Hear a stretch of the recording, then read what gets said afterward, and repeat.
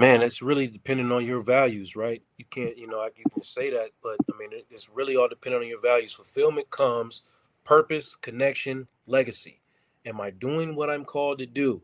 I don't know what I'm Mhm. called to do. Okay, dig into your past experiences. What do your past experiences tell you about in the way that they make you feel? Who are your heroes? Who did you look up to? These are the indicators of, are you following your purpose?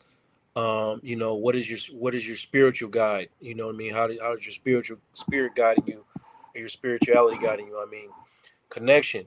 Do I feel seen and valued by the people that, by others, especially the people that I actually care about? Do I feel like they see me and they value what I'm doing? And then, like, am I doing anything that makes a difference at all? You know, Mm. so, like, it all depends on your values. I could throw out some practical things to that, that people do or that I do, but if it's not in alignment with who you are, it's going to be meaningless. So, that's all it is. If you don't have self-awareness, it's like driving a luxury car with nowhere to go. Okay. Well, let's watch this next video. I wanna add some layers to this thing. Let's do it.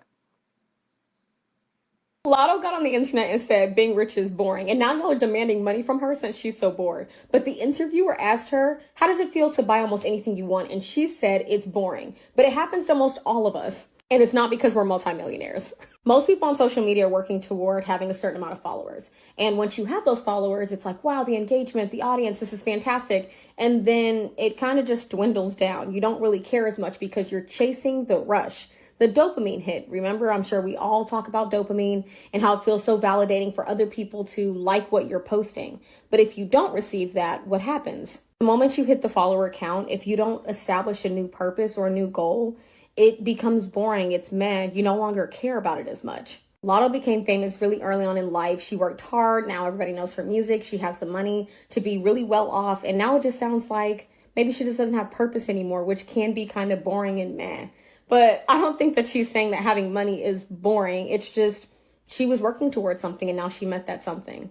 The amount of people that are like, give me that money since you're bored. Y'all are funny.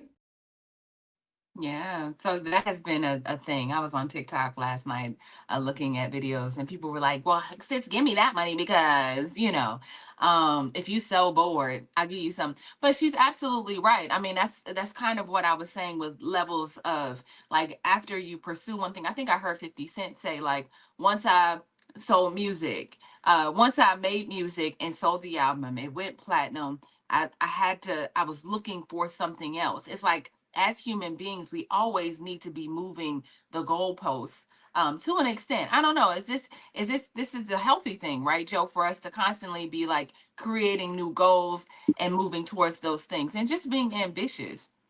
Yeah, purpose is fluid, man. It's fluid. And if you are listening to your emotions, and you're always doing the right thing. If something felt okay, last year, and it doesn't feel okay to you today, pivot, man, pivot. Follow Mm, your emotions. Don't feel yourself being bogged down or stressed out by a commitment to something that is not in alignment with who you are anymore. And sometimes we find ourselves, growing out of different spaces, like and we got to shrink to fit in these old spaces that don't fit us no more. So mm, as you grow, so does your environment, so does all the things that you necessarily want to do. So mhm. pivot, yeah, everybody, pivot. Keep pivoting, keep throughout life. I feel like that is what life is about. We live all of these chapters. As a matter of fact, I feel like if by the end of my life I haven't run after all of the things that I've ever wanted to do, it kind of doesn't feel as fulfilling. It's like God gave us so many gifts. And I think our job is to do that, right? It keeps us busy in this life, right? Giving and sharing those talents and those gifts that we've been given, and then going on to the next thing. Like, okay, that was fun. I did that in this decade. Let's do something else. Let's pick up something else. What do you say, Melissa? All right. So the YouTuber or TikToker, she made a good point on enjoying the moment. I actually kind of wrote that down because that's the thing. We're just always conditioned to think that, okay, there's another mountain to climb, another one to climb, which is true and it's good because it's ambition and we're supposed to be ambitious. But the balance comes in to where it's like, okay, but you also have to enjoy the moment. Because Mm. the last thing you also want too is to get to the end of your life and it's like, yeah, I accomplished all these things, but I didn't even enjoy my family. I didn't enjoy my children. Like what I said, my daughter, she's only 5 months. She turned 5 months today, by the way. No.